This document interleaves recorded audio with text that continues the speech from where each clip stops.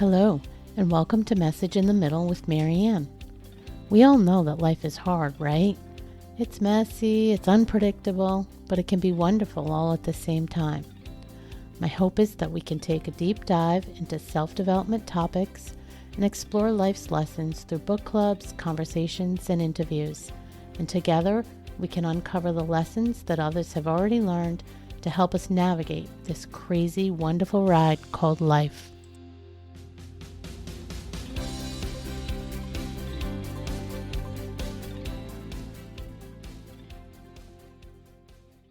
Hello and welcome to Message in the Middle with Marianne, and today with my guest, Dr. Lisa Petty. Dr. Petty earned her doctorate researching the things that get in the way of midlife women taking care of their own well-being. As a midlife mentor, she now helps women navigate the big questions of midlife, like who am I now and what's next for me? And she helps them create the life they really want. Dr. Petty's new book is a combination of research findings and her own story of midlife self-discovery, and it's called Forget About Having It All, The Midlife Woman's Guide to Creating the Life You Want. Dr. Petty, thank you so much for being here today. This is an area I love, and I'm excited to talk to you about it. Oh, thank you so much for having me. I love talking about this stuff. Well, that's a good thing since you do it all the time. Yes. So before we get into any specific topics, I always like to have the guests sort of give their background and what led here. And almost every time it's a winding path, but we get to the place we need to go. So I would love it if you could share your story about that. Oh, I'd love to. Yes. So I started my career as a holistic nutritionist. And for folks who aren't familiar with that, that means that we don't just look at what you're eating. We look at all aspects of well-being in the sense, if you're getting headaches, it could be something that you eat. It could be digestion and so on. And I've always worked with women. I figure I know women. Why not just stick with what you know? And I noticed after a couple decades in that the women, as they were hitting midlife, they would come to their sessions not having done the thing that they said that they were going to do.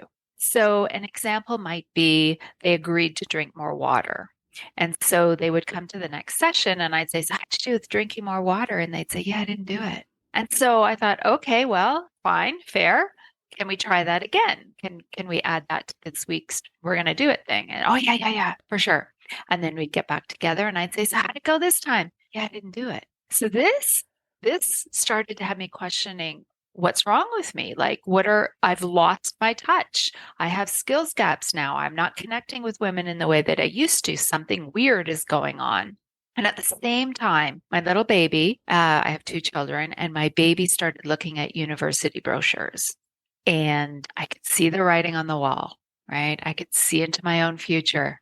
My house was going to be empty. And I thought, I know how that could make me feel because I was a solo parent for most of my children's upbringing.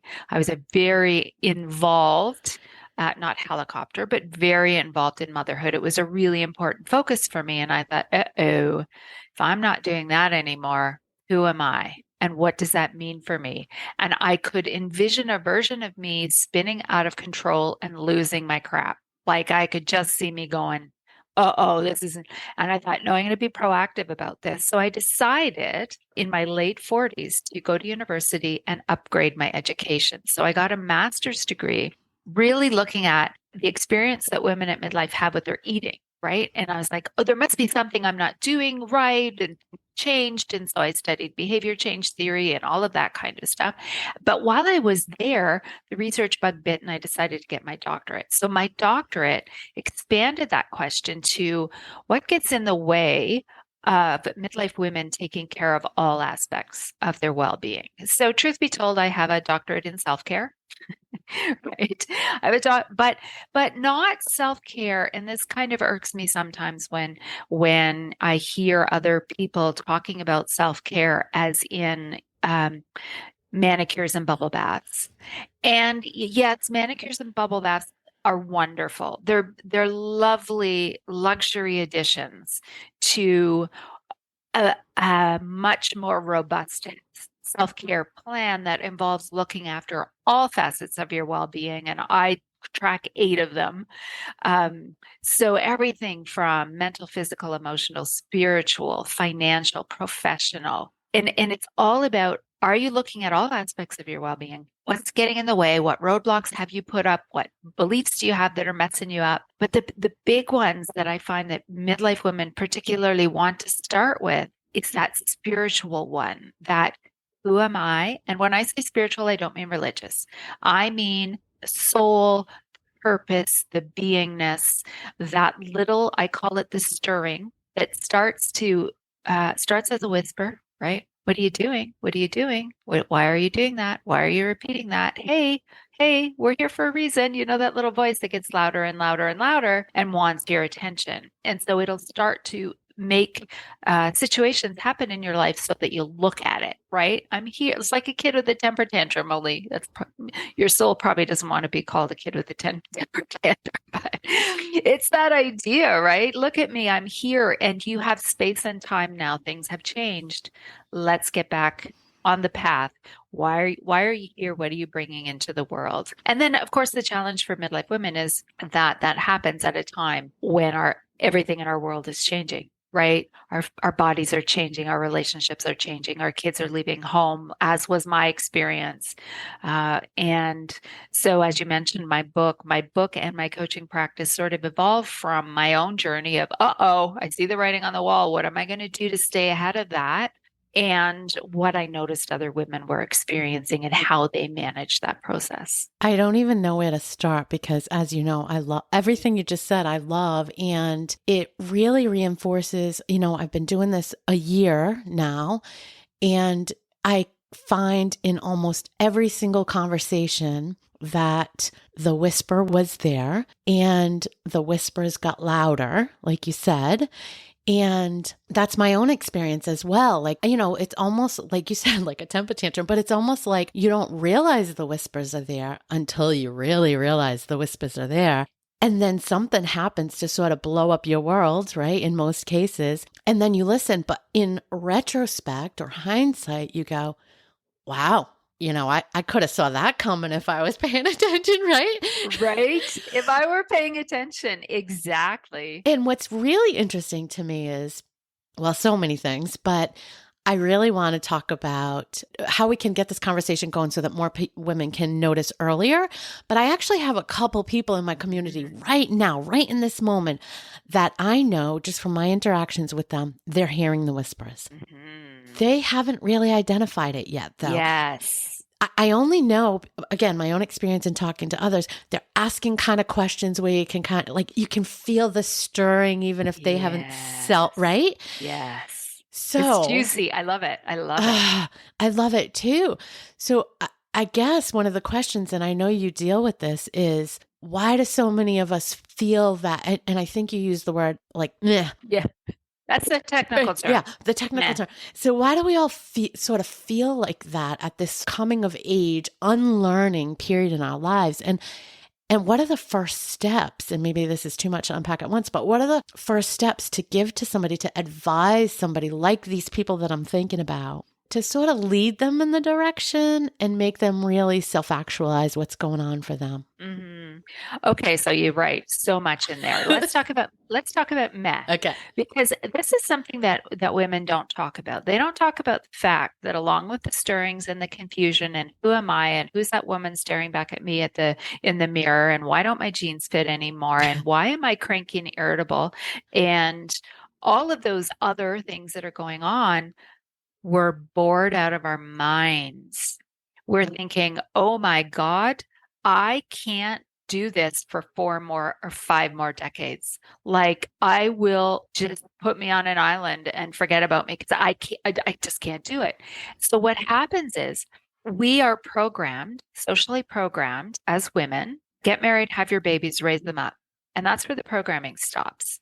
So for women who didn't do that, for one thing, this sort of crap, who am I, what's going on, starts a little bit earlier. But for women who did that, and even if your kids are still living with you, you can see, I mean, when they don't need you to drive them to rowing practice at 4 a.m. anymore, like, come on, things are changing. You've got more independence. You can see the space opening up. And so we start to think, oh, I didn't plan beyond this. I didn't visualize beyond this. I got nothing. Like I don't see anything. All when I look out, all I see is confusion and darkness because I didn't think about it. They didn't have time to think about it for many cases, right? We didn't have time. I know. I think we could talk for 17 hours about all the problems. But anyway, yeah, we didn't have time. And so we get to this stage and we can't see beyond our noses because nobody ever told us to think that we would live this long. And we also think, but I'm bored. I've done everything. I don't want to do it like, oh my gosh, I've done all my first kids, first sex, first baby, first marriage, first job, first driving a car, first like I've done it all. There's no more first left for me. What am I supposed to do now? Right? So there is a sense of ennui, I call it. I love that French word ennui because it's more than just boredom. It's just boredom and apathy and lack of creativity, like just ugh. And it is part of the hormone change that happens at midlife too. So there's a triad of things that happen for women at midlife. One of them is the hormone change, which triggers insomnia and low energy, which is involved with low mood. And I don't mean depression. If you've got depression, please seek medical care. But if you're just meh, you're uninspired, you're confused, you only see darkness, you're in meh, you're in bleh. And that's common. So if you're listening and you're worried about yourself, just know it's common. And what we want to do is think about, okay, so what are some firsts for me? What are some new things? What can I do to reignite my interests? What's going to light me up going forward? And first of all, don't put pressure on yourself to answer it tomorrow because spoiler alert, you're not going to. You're going to figure out what one thing you can do differently. You're not going to get the guided tour. Like it's not going to happen that way. So what one thing can you do differently? What one thing can you explore today? What thought can you let go? Like it's a very baby step kind of thing. So that's one thing. And then moving on to your next question about how can we help other women who are starting to feel the stirrings. First of all, I would love it if I could snap my fingers and just get everybody to go, yeah, follow that, right? Boom. Sadly, we can't. But what we can do as women who are aware of what it is and aware of the beauty and the power of it is to lean into that conversation and not to shy away from the questions. And so when your girlfriend says to you, I'm feeling either meh or I'm exhausted, but what's on the other side of the but? It's usually, I'm starting to think about, they might not use this language, so substitute different words, but I'm starting to think about why I'm here, what my legacy is, what is the meaning of my life. I want to come off autopilot because that's really common too, that women, we've been programmed to do, and we get to this stage of our life really honestly, often without much conscious thought. We're just doing, right? So my book, as you mentioned, is called Forget About Having It All. And one of the brilliant quotations that came from one of my research participants was having it all comes with a lot of doing. And so we're good doers. We're really, really good doers. What we're not so good at is being. We're not the best beers around. So what we want to do when we're having those conversations with other women is to lean into it. And so when it starts, first of all, it can be very paralyzing. So don't push too hard, right? We don't want them to go, oh, never mind. Yes. Right? Just like, oh, forget it. That's way too much for me. But you can ask the simple questions like, well, what does it feel like? And what do you think is going on? And what have you ever thought about? Or what did you think about when you were younger before the world grabbed hold of you? Or here's a great question. If you want a journal prompt, ladies, here's a great question. If I could create something and it would be guaranteed that it would happen, what would it be? Like absolute 100%, you can create this thing. What would it be? And journal about it in vivid detail. What does it look like? What does it smell like? Who are you? Who do you have to be to create it? How do you feel when you have it? All of those kind of rich, juicy questions. It's been my experience that oftentimes we actually haven't allowed ourselves enough time or thought to even be able to put that down on a journal. Yes. It's almost a multi-step thing because I know I'm saying this out of my own personal experience. It took me months to, I guess, give myself permission to think about what that thing might be.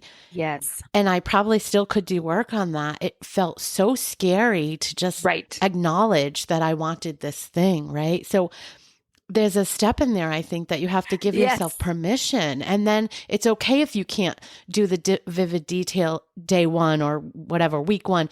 Just put something on the paper, right? And then you can build on it, I guess, is I want to interject because that's how it went for me. I wish I could have put it all out there, right? Right. Okay. So two things. Again, you're so good at asking these questions.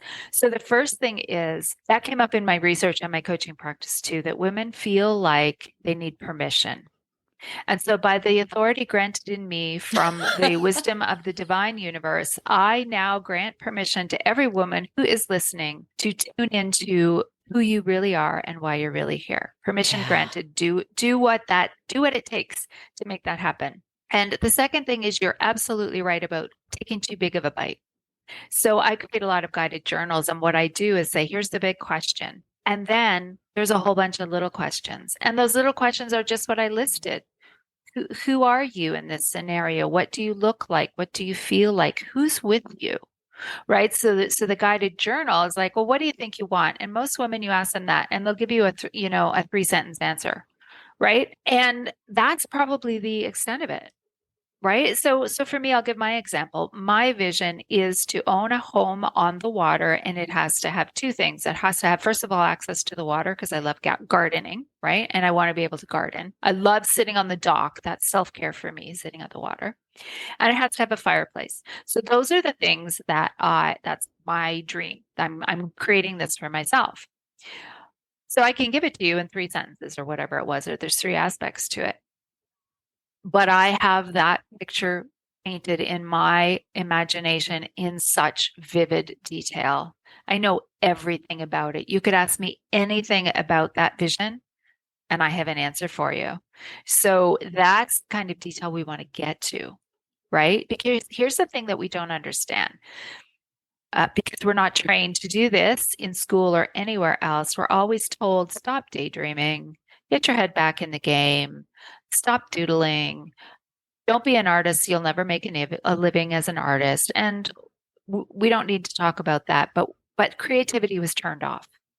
And that's why you lived on autopilot. That's why when you're standing here in what I call the void, looking out, you don't see anything because we were not shown how to imagine.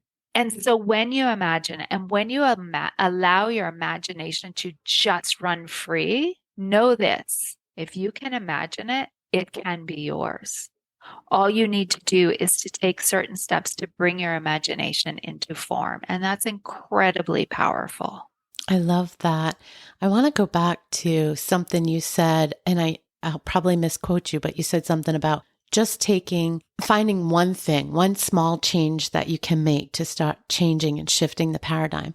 And I don't want to go past that so quickly, because one of the things that I've been talking about and I've learned, and I actually was just recording an episode on, is what a big leap it sometimes takes. And many of us have gone through life as yes, autopilot, but we're high achievers. We're, A-type personality. Oh, yes. So we want to know all the steps, all the answers, not just that I'm taking one, but what's going to happen after that? How do I get to 2? How do I get to 3? How do I get to the end? And what does that look like at the end? And what if this happens?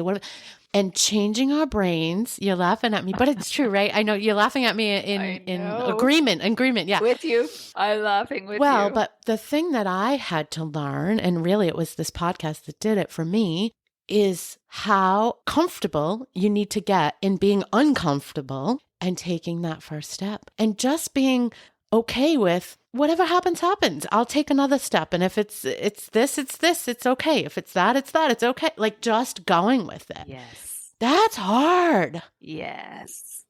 Oh, it's so hard. So again, this goes back to the programming, right? So my degree is actually in social and cultural influences on health behavior, right? And what gets in the way? Well, part of it is this culture we've been raised in, which is do.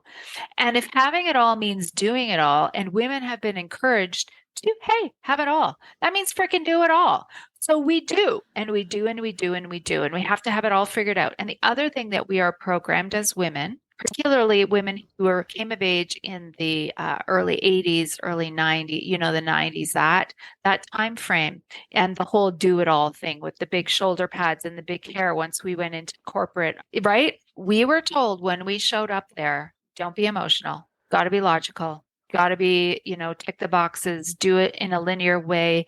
And that is not how women function. Now, before anyone gets all offended and says, no, logical, I use my brain. Yes, of course you do. You're an intelligent woman. I have a doctorate. I love learning. I love thinking. I love organizing. I'm a really good writer. I know, and that takes right organization and focus and critical reflection, all of that. But that has trained out of us our intuitive wisdom and our embodied ways of knowing. And those expressions like I knew it in my gut and I felt it in my heart, that is because our bodies know. And so we need to get out of the brain, out of thinking that logic is king, and remembering that intuition is queen, and intuition is where the answers are. And this, you might be resisting me, listeners, but this to be true, that when turn around and look back, when you made the wrong decision. You knew at the time you were making the wrong decision and you did it anyway. You grew from it. It was never, I shouldn't say it was a wrong decision, but you made a challenging decision when you look back in time. So what we need to do as women is reconnect with our being. So get out of the head. And as I said, I have a doctorate, like to think this was the biggest learning for me, was that in order to move through midlife uncertainty and get into clarity, you can't think your way through it. You have to feel your way through it. Oh, you hit me right there. Yes. Right in the feels, right? Yeah. Yeah. Yes. And so we have to learn how to do that again. We have to learn how to do that again. But it does start with, I want to circle back, it does start with a small change, a single step, Yes. a willingness to move into that uncomfortable space until it gets comfortable. And then hopefully you keep pushing yourself into different ways. But I think that's so important for people to recognize. So we talked a little bit about people listening to their intuitive selves, the whispers, trying to sort of dig into what they think or feel they should be doing, really should be doing, out of the autopilot into the, who am I? Why am I here? What is my purpose? And I know that's a topic you also talk on, and one that I like because I've done other episodes where we've reinforced that a lot of times we envision the purpose being this crazy big thing, one thing. I'm going to solve world hunger. I don't know, I can't even think of them. But, they're these big, huge things. And it's a certain thing, like I was put here to do this thing. And two things have become apparent to me, again, in this year on this journey is, one is there's many things that most of us can lean into. And the second one is a small thing can be the thing. Right. I did an episode with a woman and a whole bunch of things she went through, and she died and she needed a transplant. And the whole story boils down to lots of things about making a ripple in life. But the thing that stuck with me the most is the single thing that changed her life and then impacted everyone else around her, and the journey that she's on and the trajectory that put her to help other people, is some person, a 16-year-old person, checked a box at the DMV to say they would be an organ donor. That teeny tiny thing, it's a check in a box on a paper form, had this massive impact. And so I think you talk on similar topics, and I'd love to hear your thoughts on that. So yeah, for sure. I think that the pressure to find your purpose is overwhelming. I use that language when I'm trying to reach out to women because that's the language they use, right? The buzzword. Yeah. The buzzword. But when I grab them and I've got them in my big hug and I'm whispering in their ear, what we talk about is that, first of all, let the pressure of that go. Some people make finding their purpose their life purpose, right? Like you just get on that treadmill or the hamster wheel of, I got to find my purpose, blah, blah, blah, blah, blah. Okay. So first of all, there's probably lots of reasons that you're here. For me, one of my first purposes, if you want to use that language, was being a good mother To me, that was really important. I still am a mother, by the way. They're still with me. I'm so grateful for that. But it can be a little thing. You could be the catalyst in a conversation. Your role here could be to say one thing to one person that makes them do something that whatever. Like you never know in the grand scheme of everything that's going on. But the other thing is, it's not necessarily about, again, the specific doing of a thing. So after years of reflecting, years of pulling back, why am I here? What am I? Blah, blah, you know the questions. What's going on here? I've decided that I was put here to follow my curiosity. That is my purpose.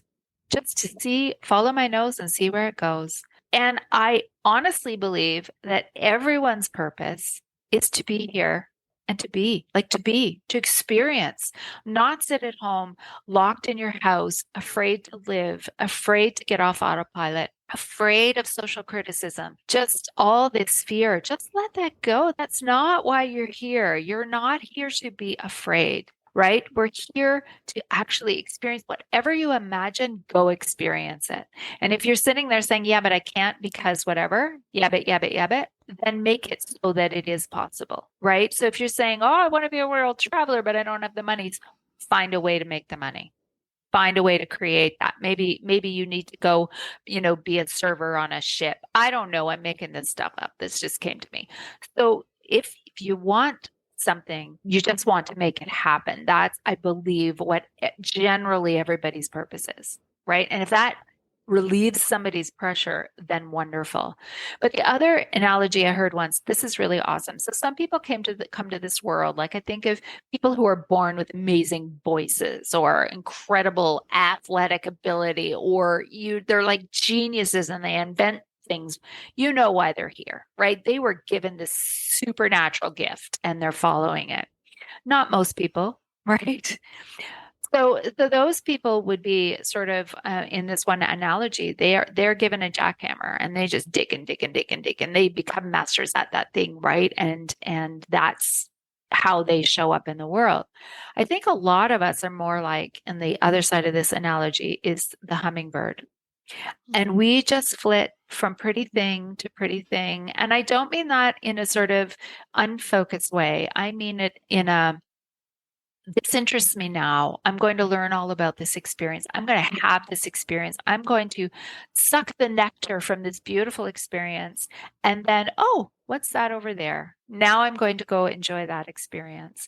And that analogy resonated with me so much with my follow my curiosity path that I have hummingbirds in my branding, right? It's a hummingbird on the cover of my book. It's a bird escaping a cage. I mean, I think it's a really powerful way to think about why you're here. You're here to experience. What I love about that analogy, it sort of lets us be free to know that we can follow something and the experience, but not be tied to it. Because again, my own experience, I feel like sometimes we get into something and we think, oh, well, I went down this path. I have to stick with it. I sunk whatever amount of time into it, right?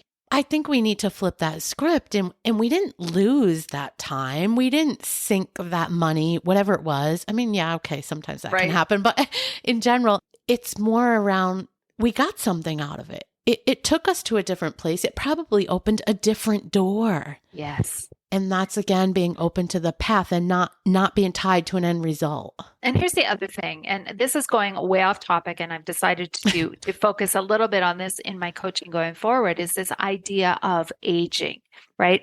And everybody is afraid of aging. And I want to change the conversation to, no, wait, look at all the amazing things that you have now because you've been on the planet for the amount of time that you have. So if you were in a certain career for 20 years or a certain marriage for 20 years or a certain community, it doesn't even matter what it is, for a certain amount of time, it's never wasted time because you can carry wisdom forward into your next iteration of your experience, right? And then you'll make different choices and you'll leapfrog in your growth because you've learned certain lessons already. So it's never wasted time. You should never persist in something that makes you miserable because, or even that you're bored with because you've invested time in it. And that the flip side of that, at midlife, we hear this argument, I'm too old. Oh my gosh. Like I want to strike that from everybody's vocabulary if I could wave a magic wand. And I want you to realize how much time you do have left. And when I was considering doing my doctorate, I was considering it around my 50th birthday. And, I had that thought, well, am I too old? And I thought, well, okay, well, God willing, it's going to take me 4 years to do this degree. I'll be 54 when I graduate. I can turn 54 with a doctorate, or I can turn 54 without a doctorate. So, I think I'll do it with a doctorate. Yeah. Right? So, God willing, we all have time. So, why not use the time that we have to the fullest, richest, most colorful level that we can?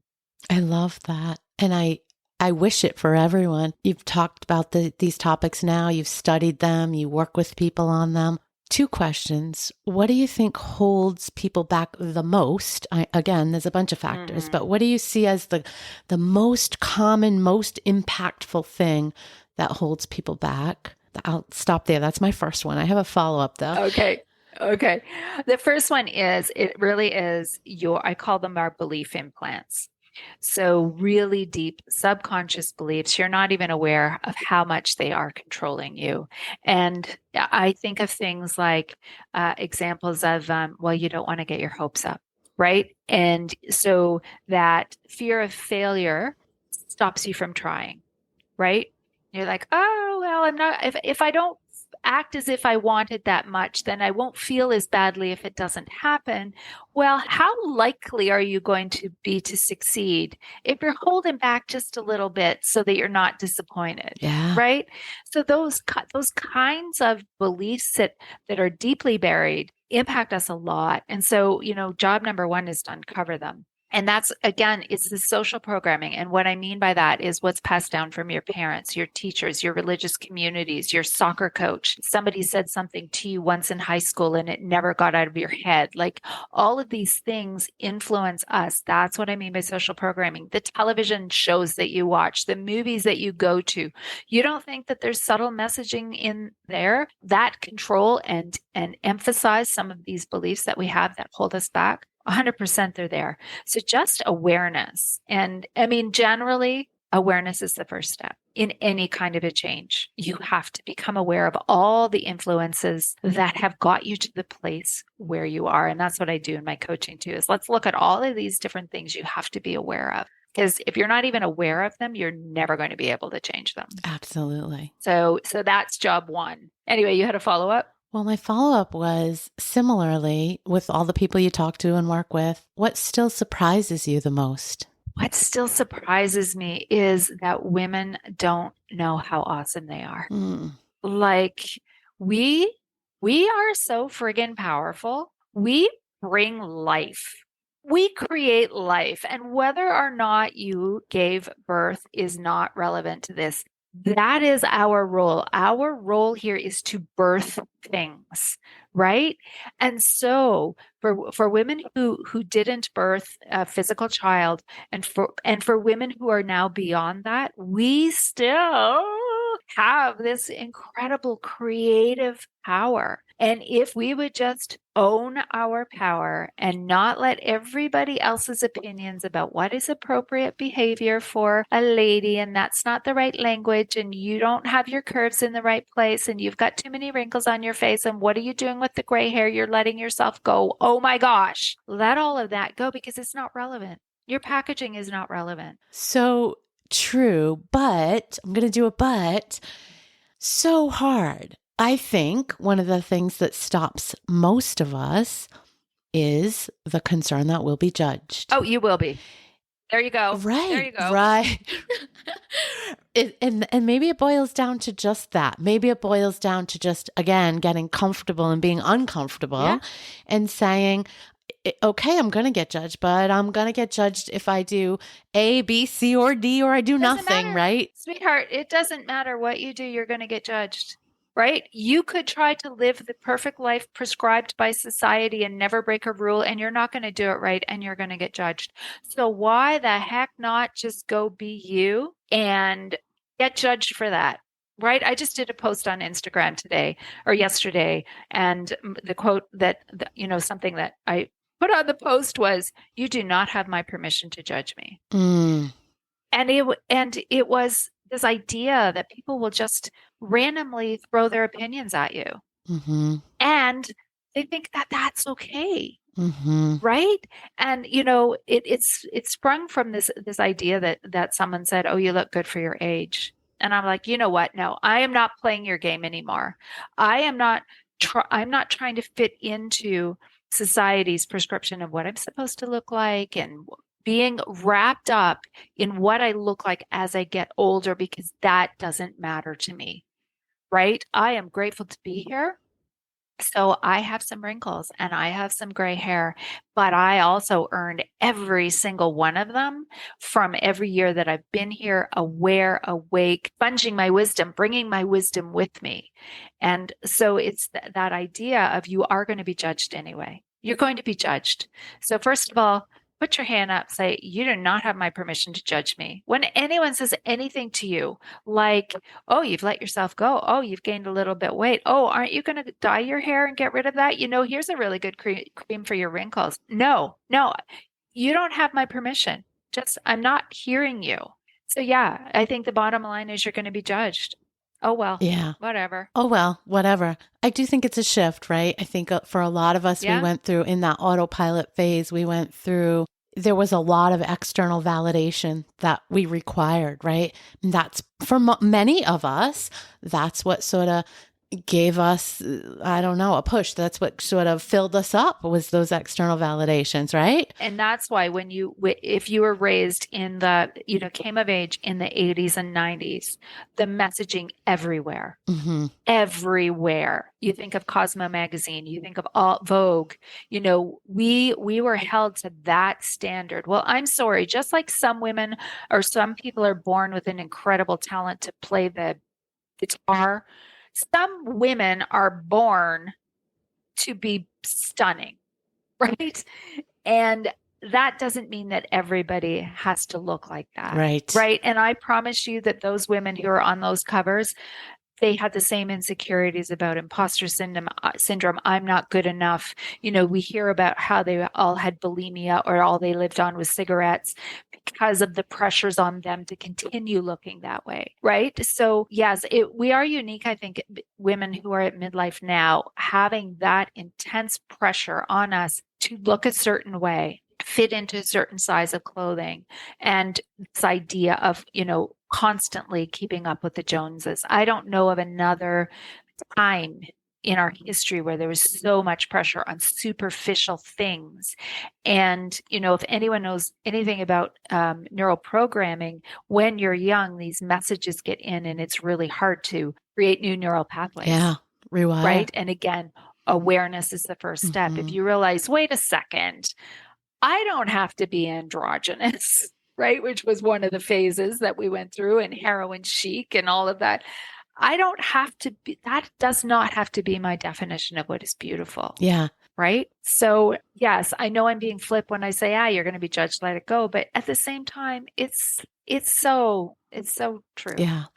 I think, again, we're going full circle, but when you go back and you finally get brave enough to take that first step in whatever area, whatever, spot you choose to kind of break out of your comfort zone, I do think you start getting reinforcement that, hey, I can do this. It looks a little different. It's a little scary, but feels kind of cool too. Yeah. Right. And I love your idea of, the curiosity, because again, that's another pattern I hear a lot. If you can look at things through that curiosity lens, Mm-hmm.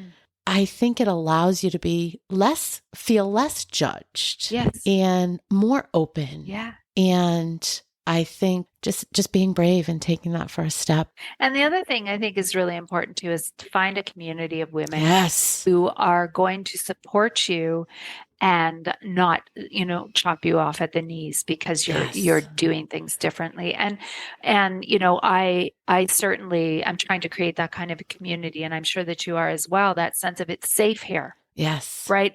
We're going to cheer you on. Yes. There is no competition. No competition.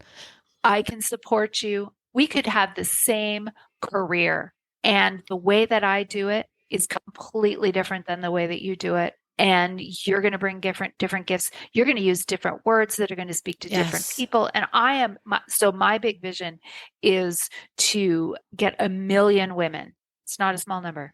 1 million women to lift their heads up and go, wait a minute, hold on a sec. Yes. Right?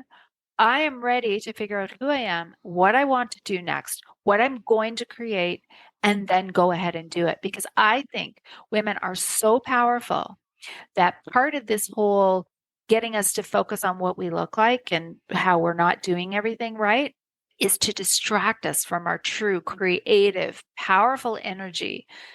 Because if all of the women in the world were aligned with that, we would not be in the mess that we're in right now, just saying. I agree with that. Yeah, not to go down any of those paths, but totally agree with that. And I do love your idea of impacting 1 million women and waking them up. And it's similar to, I mean, that's not my life mission right now, but I do think getting that message out and trying to sort of awaken more women and earlier. And that also has the ripple effect of us helping our daughters. Oh, for sure. Our daughters-in-law, whatever it may be, our nieces. Our sons too. That's true. That is true. Yeah. Yeah. Yeah, because I have a son and a daughter, and my daughter makes way better choices than I do, but my son is watching us. Yeah. He's watching both of us. Yeah. And I am sure that when he finds his partner, it's going to be a completely different experience with her than a generation ago. Yeah. I love that. I really love that. But we have to do the work to help. Oh, and as I said, there's a reason that I work with women. Yeah. I get women. Yeah. Like, I'm sure I was given a son just to follow my curiosity. What's it like to be a boy? Tell me, yeah, I've learned a lot from him. But really my expertise is a woman's experience, because we really do run things if we would just own that. If we would just own that, we really do have the power. And if you can shift and you can become the fullest expression of yourself, you are going to create a ripple just by doing that. And you're going to inspire your sister or your girlfriend or your neighbor, or other women are going to go, hey, how did you do that? Or, what's going on with you? I want to be like you. What'd you do? I love that. I love talking with you. We could probably fill 3 hours here, but I know we're running down on our time. And I, of course, will put all your links and information in the show notes so people can get in touch with you and see the work you're doing. And we'll also put a link to the book, which I think, I would recommend people get out there and read. But before we go, I always like to ask, is there anything that we didn't touch on that you'd like to leave the listeners with a thought on? Anything we didn't hit? We covered quite a bit for generalizations. I know we could dig deeper, but anything? I think I just want to emphasize that you have permission, and to make yourself a priority. It's time for you. You've done all the things. You've done everything everybody has asked you to do. It's your time, and you do have permission. You have communities. Find your community. And the other thing sort of related is you're the only one who's going to be able to change anything for you. We are also in our culture raised to believe that a knight is going to come in and swoop in and save us. And that is not the way. And I don't mean by that a man. I mean a job, or the government, or, your church, or whatever. We always think somebody else will take care of the problem. Someone else is going to fix this, and then I don't have to deal with it. Newsflash, that's not the way it works. I agree. You're the only one. So you have permission, you have tools available, you have resources available to you. You owe it to your being to tune in and, listen to the stirrings. Follow those stirrings. Yes. Tune into your intuition. It's there. It's there. Thank you so much. Thank you so much for talking with me today. This has been great. I've enjoyed it so much. Thanks for having me. Thank you for listening to this episode of Message in the Middle with Marianne. If you enjoyed the podcast, please take a minute to share it and write a review, as it helps bring new listeners to our audience. If you'd like to keep the conversation going between episodes, please join us at Facebook group Message in the Middle with Marianne.